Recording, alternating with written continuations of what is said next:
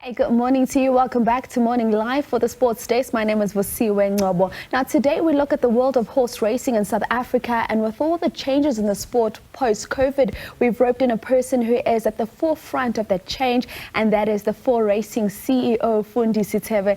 Fundi, good morning. You look amazing. Thank you so much for joining us on Sports on Morning Live. Top of the morning, Vosiwe. Thank you so much for having me. Let's start and talk about the change in the sport of racing. I mean, COVID-19 was not so kind to the sport. Talk us through the transition from Phumelele to Fundi Racing. So, Vosiwe, yeah, we don't have a whole lot of time. Let me try and summarize it. So two things happened right before COVID. Obviously, racing was behind closed doors because a whole lot of restrictions had been put in place. But I think what was also significant was Phumelele went into business rescue around February, right before the lockdown. So that kind of put certain instabilities into the industry. And then Fundi Racing emerged, a company that bought some of the assets of Phumelele, then started operating, which I'm the CEO of. And we officially took the reins over on 1 December once we had gotten a license last year. So it's been an interesting year leading up to our 1-year anniversary, making sure that, one, we stabilize the industry, because Phumelele was probably such a big part of the industry. Had that collapsed, we would have probably seen a full-on collapse of the industry. So Fundi Racing stepped in, and we're back in play, back in action, and we're, just finding our feet and growing. And you talk about growing. The end of any era comes around with a lot of new opportunities and changes. Talk to us about what you are doing currently as Fundi Racing to widen the net in terms of horse racing in the country. So first things first, the first thing that's kind of core to our existence is making sure that the grooms are taken care of. I mean, the grooms are the lifeblood of this industry, Vosiwe, and they're the ones that make sure that horses are well taken care of, horses are running well, etc. They work with the trainers.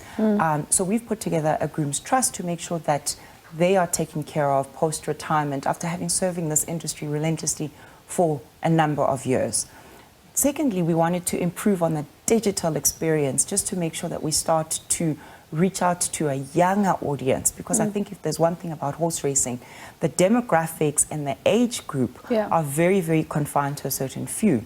So we thought that making sure that digitally the platform is a lot more accessible, is a lot more user-friendly to start tapping into that younger audience. But I think, three, you must also be very aware that we must make sure that we diversify the look and feel of racing.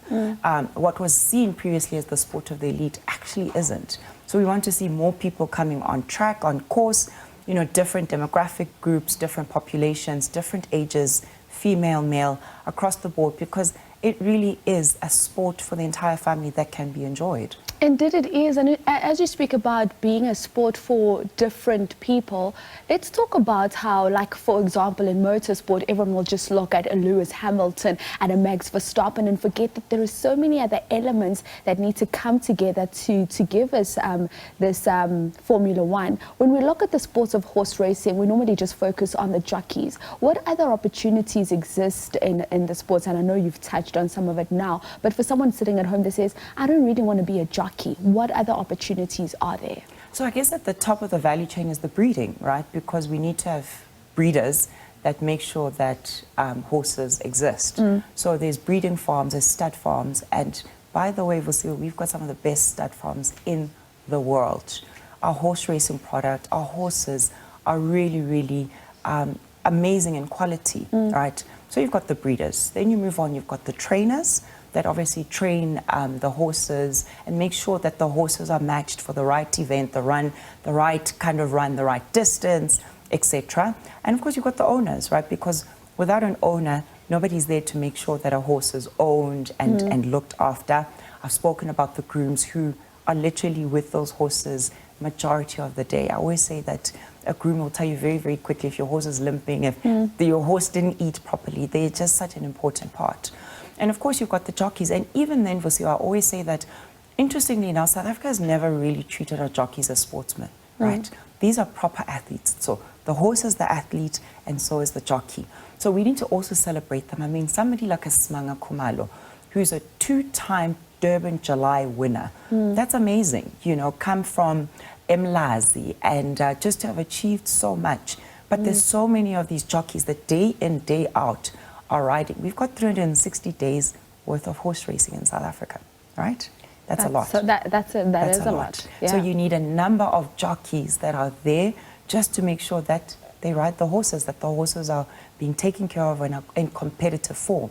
So we've got the jockeys, and of course, you know, you've got the regulators, and like us, you've got what's called the operator. The operator is responsible for staging a horse racing event. So there's a number of aspects, whether it's marketing, human resources, IT, that we're involved in. And deliberately, we've said as for racing, those supporting kind of industries around communications, marketing, that's where we also need to start bringing in black talent to support the sport of horse racing.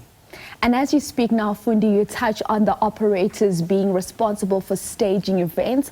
One big event that we're happy to see make a return is, of course, the Summer Cup. Talk us through this. I mean, as someone, I've been to the Summer Cup, I think, once or twice, and it's always such a nice event to go to. Talk us through what is expected to happen in this year's Summer Cup and when it will be taking place. So on the 26th of November 2022, all roads lead to Turffontein Racecourse. We're so excited because guess what? This is the 136th year of the Summer Cup. We have gotten our sponsors on board, and it's now called the Betway Summer Cup. So we're very excited to have Betway on board with us. And it's going to be a myriad of days. So we call it the People's Race because, like you say, we're aiming at everyone in the communities around Johannesburg. And the theme for this year, for those that love fashion and that want to dress up and want to show up, it's the Golden Summer. And like you said, because of COVID, we haven't had the Summer Cup in its fullness for a couple of years.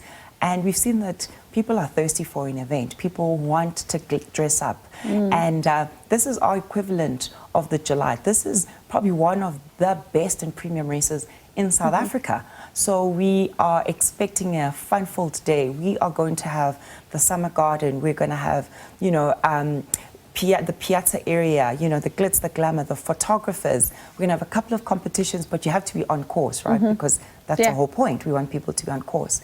We're going to have a fantastic halftime show. But like I say, family days, you know, we're going to have picnics and family setups. So it really is a day for everybody. And I think what's beautiful about it, we prime ourselves for the December period, the festive period, where people are starting to get ready for going away on holidays, their office parties, closing off the year. So it also is an ideal place for organizations to come and have their office parties, etc. So multifaceted day, but it promises to be great fun in the sun, and most importantly, some amazing jockeys. The amazing final log, the log is out in terms of the horses, Sparkling Water, who won the Durban July, will be racing. So it's going to be really, really good. It's going to be a fun day as the Summer Cup makes a comeback. Thank you so much for your time this morning, Fundi, and we'll see you on the 26th of November. Looking forward to having you.